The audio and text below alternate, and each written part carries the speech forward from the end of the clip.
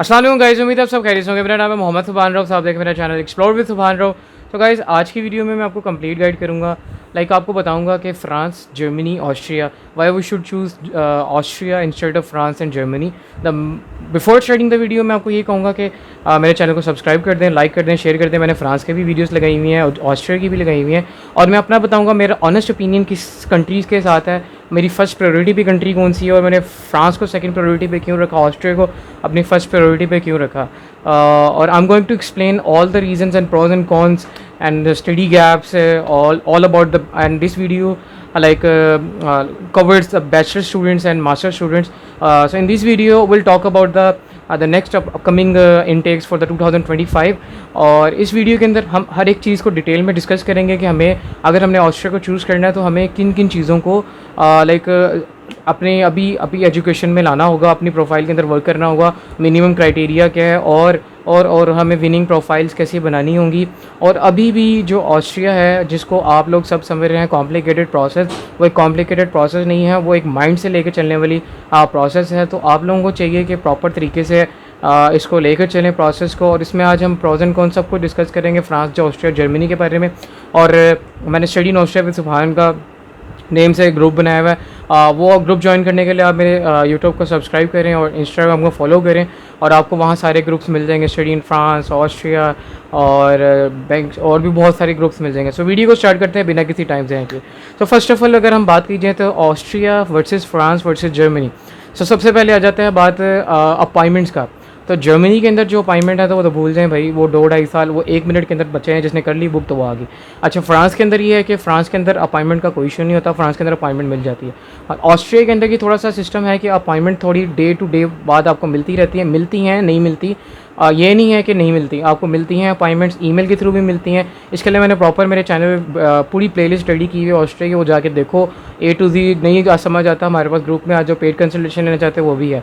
अच्छा, जो अपॉइंटमेंट्स हैं वो आपको आफ्टर 3 मंथ्स के इंटरवल पे मिल रही हैं। अगर आप अभी आज चल रहा है अक्टूबर, नवंबर, दिसंबर, जनवरी की मिल रही होगी, आप पोर्टल ओपन करेंगे समटाइम मिल जाए। अगर आपको समटाइम्स ये है कि आपको नहीं मिल रही, आप उनको एलैबोरेट करके बता सकते हैं कि हमें ईमेल के थ्रू उनको कि हमें अपॉइंटमेंट नहीं मिली, kindly give us an appointment. काफ़ी बच्चों ने उस वीडियो के थ्रू अपॉइंटमेंट्स लिए मिल के, उसके लिए क्राइटेरिया है कि वो आप वो वीडियोज़ वॉच करें और आपको पता लग जाए।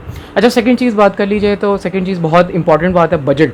तो बजट जो होता है वो बहुत इंपॉर्टेंट चीज़ है।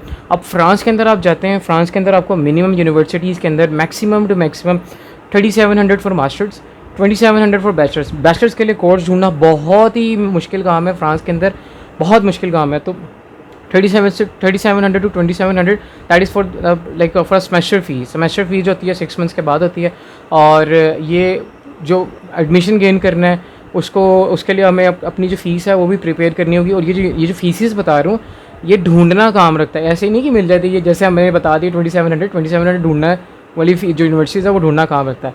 As compare to Austria, Austria के अंदर फ़ीस ही 700 से 800 यूरो है। यार 700 से 800 यूरो, इट्स वेरी रीज़नेबल, बहुत ही चीपर यूनिवर्सिटीज़ हैं। और इसके बाद जर्मनी की बात कीजिए तो जर्मनी के अंदर आइल्स भी मैंडेटरी है, जर्मनी के अंदर बहुत सी सारी चीज़ें मैंडेटरी है, लेकिन मैंडेटरी होने के साथ साथ हमें जाने का मौका मिलना चाहिए ना। अगर ऑस्ट्रिया के अंदर अब आइल्स वो ओपन कर रहे हैं तो that's not a big deal, because Austria की जो मार्केट है उसके अंदर अब आजकल इंग्लिश स्पीकिंग लोग बहुत ज़्यादा वो एंटरटेन कर रहे हैं, उनके पास इंग्लिश स्पीकिंग कम्युनिटी बहुत ज़्यादा हो चुकी है, उनके पास इंग्लिश स्पीकिंग के साथ साथ स्विस के आ रहे हैं बच्चे, और बहुत हाई पेइंग जॉब्स हैं। अगर आप लोगों को मैंने जब प्रीवियस वीडियो में बताया कि आइल्स मैंडेटरी कर रहे हैं यूनिवर्सिटीज़ वाले, तो जेन्युइनली आइल्स मैंडेटरी कर रहे हैं। और अभी जो इस इंटेक तक मिल गया इंग्लिश प्रोफिशिएंसी, नेक्स्ट इंटेक तक इन्होंने आइल्स मैंडेटरी हो जाना है, नेक्स्ट नहीं तो नेक्स्ट उस इंटेक में। तो गाइस, अगर आपको EPC के बाद वो आपसे आइल्स की डिमांड करते हैं, सो आप कंट्री स्विच ना करें, आप आइल्स को प्रिपेयर करें, अपने आप को फिक्स करें, कंट्री को फिक्स ना करें। कंट्री ऑस्ट्रिया जो है वो जर्मनी और अपनी जो साथ वाली कंट्री है फ्रांस, इन सब से अभी बेहतर इसलिए जा रही क्योंकि उसको कभी किसी ने टारगेट नहीं किया, और उसका प्रोसेस थोड़ा सा लेंथी हो सकता है। अगर आप प्रोसेस लेके समझें, 8 महीने से 1 साल का प्रोसेस है, लेकिन आपका 100% जो वीज़ा रेशियो है ना उसकी 100% है ना। आपको इंटरव्यू होना है ना, इसमें कुछ रोला है ना, आपके डॉक्यूमेंटेशन मेन चीज़ होती है डॉक्यूमेंटेशन पूरी करेंगे, आपके मोटिवेशन लेटर्स, आपके एडमिशन, आपकी RP, आपकी वीज़ा डीज, आपकी सारी चीज़ें पूरी होंगी तो आपको 100% एडमिशन मिल जाएगा। अच्छा, नेक्स्ट चीज़ बात कर लेते हैं फ्रांस के बारे में। फ्रांस जो है, फ्रांस के अंदर हमें तकरीबन हमें अपने एडमिशन लेने के बाद हमारा कैंपस फ्रांस से ट्यूजन फ्रांस में इंटरव्यू होता है। 2 इंटरव्यू होते हैं फ्रांस में, एक हमारी प्रोफाइल जब आगे भेजते हैं तब इंटरव्यू होता है यूनिवर्सिटीज़ के लिए, दूसरा इंटरव्यू होता है वीज़ा के लिए। तो वीज़ा रेशियो फ्रांस की 50% पे आ चुकी है अब 2025 के लिए, क्योंकि उस पर इंटरव्यूज़ के ऊपर ही है आपकी रिलेवेंट फील्ड, आपकी रिलेवेंसी, आपकी रिलेवेंट फील्ड के बाद आपके जो गोल्स हैं उसके ऊपर, और आपके एडमिशन जो आपकी स्पीकिंग है, आपने जो बात करनी है, आपने इंटरव्यू को एलेबोरेट करना है उसके एम्बेसडर को, तो उसके ऊपर आपका वीज़ा ग्रांट होगा। और फ्रांस का जो वीज़ा रेशियो है 50% इसलिए आ गया कि उस पर लाइक आपको अपनी प्रोफाइल को अच्छा करना होगा, रिलेवेंसी के साथ करेंगे तो 100% वीज़ा लग जाएगा, उसमें कोई इशू नहीं है। मगर इंटरव्यू के तो आपने खुद बताना है। जर्मनी तो आपके सामने ही पता है जर्मनी के अंदर जाने के लिए आपको अपॉइंटमेंट्स और आइल्स मैंडेटरी है, और उसके बाद 3 CGPA चाहिए। और अच्छा, अब CGPA की बात कर लेते हैं, मार्क्स की बात कर लेते हैं। फ्रांस के अंदर आपको लो CGPA है, आपके पास लो मार्क्स हैं, आपको प्राइवेट यूनिवर्सिटीज़, आपको महंगी यूनिवर्सिटीज़ चूज़ करनी पड़ेंगी, क्योंकि पब्लिक यूनिवर्सिटीज़ के अंदर जिनका CGPA अच्छा है वो बच्चे अप्लाई करते हैं, तो ज़्यादा एप्लीकेशन होने की वजह से सीट्स कम रह जाती हैं, तो फिर आपको एडमिशन नहीं मिलता। सो आई वुड सजेस्ट, अगर आपका बजट है, आप तकरीबन बजट रखें अपना, अगर CGPA 2.2 है आपका, 2.3, 2.4, 2.5 इससे नीचे है, तो आप अपना बजट ना थोड़ा सा बढ़ाएं और फ्रांस को जा सकते हैं, फ्रांस की तरफ। और बैचलर्स वाली भी जा सकते हैं। बैचलर्स में अगर आपके 50% मार्क्स हैं तो आप अप्लाई करें, आप पब्लिक यूनिवर्सिटीज़ को भी टारगेट करें। अब जो अच्छी यूनिवर्सिटीज़ है ना, थोड़ी सी जिनकी 4-5 हज़ार फीस है, आप उनको भी टारगेट करें, उनमें भी अप्लाई कर सकते हैं। But I would suggest France के अंदर आप 4,000 से ऊपर आपको अगर नहीं मिलता एडमिशन, तो आप उसको उसके ऊपर रिलाई ना करें, क्योंकि तो जाके फ़ीस भी आपकी फ़ीस भी निकालनी है। So I would main thing is that I am going to explain the language barrier France, Germany, Austria, तीनों में आपको देखने को मिलेगा। But the thing is that Germany and Austria साथ साथ हैं। अगर आप ऑस्ट्रिया से पढ़ के जर्मनी में जाकर जॉब करना चाहिए, यू कैन डेफिनेटली जॉब कर सकते हैं वहाँ जाके। And the other thing in France पर रेसिज्म बहुत ज़्यादा है। फ्रांस के अंदर आपको रेसिज्म फेस करना पड़ेगा। आपको मेरी बात पे यकीन नहीं, आप you can search in Google and you can search in YouTube, आपको रेसिज्म मिलेगा। आपको फ्रेंच नहीं आती है, आपका अगर लुकिंग वाइज आप इंडियन या लाइक आपके एशियन स्किन है, तो आपको रेसिज्म बहुत फेस करना पड़ेगा। और आपको इंग्लिश आती है लेकिन फ्रेंच नहीं आती, आपको बहुत सी जॉब की डिफ़िकल्टीज़ आएंगी। बट ऑस्ट्रिया और जर्मनी में ऐसा कुछ नहीं है। ऑस्ट्रिया के अंदर, जर्मनी के अंदर आपको जॉब मिल जाती है। जर्मनी के अंदर तो बहुत बच्चा चला गया, उसमें थोड़ा सा टफ टाइम देखना पड़ रहा है बच्चों को, लेकिन ऑस्ट्रिया के अंदर ऐसा कुछ नहीं। ऑस्ट्रिया की मार्केट को भी चाहिए बच्चे।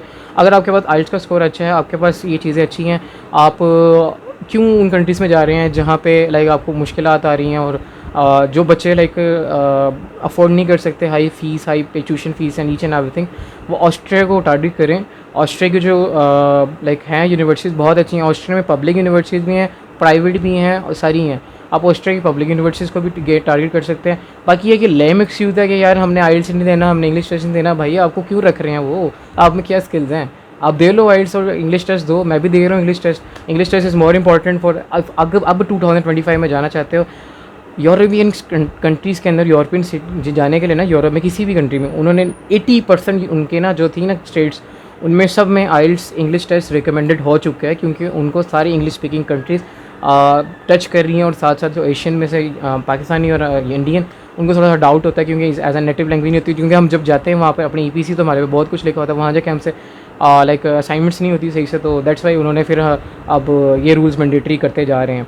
और मज़े की बात यह है कि अब अगर आप ऑस्ट्रिया को टारगेट करते हैं, ऑस्ट्रिया को बंदे के पुत्रों की तरह प्रोसेस को लेके चलते हैं, फर्स्ट स्टेप अपने मेरी यूट्यूब पे जाएँ चैनल पे, उस पर लीगलाइजेशन, पहले अपने इंडिया के लिए ना अपोस्टल करवाना होता है, पाकिस्तान के वेरिफिकेशन लीगलाइजेशन प्रोसेस है। सो ये एम्बेसीज़ जो हैं इनकी ऑस्ट्रेलियन एम्बेसी, आप गूगल करेंगे आपको मिल जाएगा। बाकी मैंने इंडियन कम्युनिटी के अलग ग्रुप बनाया हुआ है ऑस्ट्रिया का, पाकिस्तान के लिए, पाकिस्तानियों के लिए बनाया हुआ है। अच्छा, स्टडी इन ऑस्ट्रिया विद सुभान ग्रुप में आप जब जाएंगे, उसमें आपको पता बताया जाएगा कि मुफा की रजिस्ट्रेशन करवाने के बाद आपने एम्बेसी से वेरिफिकेशन की, VFS से अपॉइंटमेंट लेनी वेरिफिकेशन की, देन आपने एम्बेसी से लीगलाइज करवाने डॉक्यूमेंट। उस लीगलाइजेशन के बाद आप यूनिवर्सिटीज़ की लाइन है अलाइन की होंगी अपने कोर्सेज़ के अकॉर्डिंगली, रिलेवेंट कोर्सेज़ के अकॉर्डिंगली, उनमें आपने अप्लाई करना स्टार्ट कर देना है। मेक श्योर आपके पास 5 महीने हैं, आप 5 महीने के अंदर आइल्स और कोई भी टॉफल, कैम्ब्रिज, जो भी टेस्ट आपने देना है वो आप गेन करें। 6.5 बैंड से नीचे ना जाएँ। 6.5 band, 6.5 bands is enough. Like वो अच्छा स्कोर नहीं है। 7 बैंड जो है वो एक अच्छा स्कोर माना जाता है। आप काफ़ी यूनिवर्सिटीज़ हैं जो गराज में हैं ऑस्ट्रिया की, वो 7 बैंड्स पे आपको देती हैं एडमिशन। बाकी 6.5 बैंड में वियना में हो जाता है एडमिशन, और जो छोटी छोटी गाँव टाइप आ जाते हैं उनमें 6 भी चल जाता है बैंड, 5.5 बैंड भी चल जाता है। अच्छा, मेन थिंग मुद्दे की बात करें, अकोमोडेशन की बात कर लीजिए, तो फ्रांस के अंदर, ऑस्ट्रिया के अंदर और जर्मनी के अंदर में सबसे ज़्यादा अकोमोडेशन जो प्राइसेस हैं आपको जर्मनी के अंदर देखने पड़ेंगे, आपको महंगी अकोमोडेशन मिलेगी।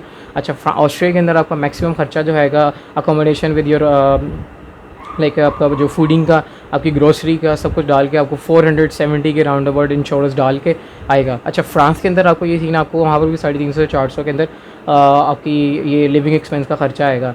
और फ्रांस और ऑस्ट्रिया बहुत अच्छे हैं, लेकिन I would suggest why I choose Austria, the main first reason is that easily मेरी जो फील्ड थी रिलेवेंट, जो मेरी फील्ड्स थी ना, और इंग्लिश प्रोग्राम्स जो है, तो इंग्लिश टॉप प्रोग्राम्स है वो ऑस्ट्रिया में मुझे ज़्यादा मिले as compare to France. France के अंदर बहुत कम थे मेरे बिज़नेस के कोर्स, जो बिज़नेस के कोर्सेज़ थे वो बहुत ही हाई पेड थे, और इसलिए मैंने फ्रांस को अपनी सेकंड प्रायोरिटी पे रखा। ऑस्ट्रिया को मैं फर्स्ट से प्रोसेस कर रहा था, ऑस्ट्रिया को मैंने अपनी फर्स्ट प्रायोरिटी पे रखा। ऑस्ट्रिया की जॉब मार्केट जो है, जो वहाँ पर जॉब्स हैं वो बहुत अच्छी जॉब्स मिल जाती हैं, और हमने जाके पढ़ना ही है, पढ़ के हमने जब PR लेना है तो PR का भी बता देता हूँ। ऑस्ट्रिया में 5 साल है, फ्रांस में भी 5 साल है, उसमें भी 5 साल है, जर्मनी के अंदर। जब फिनलैंड है उसके अंदर 4 साल में PR मिल जाता है आपको।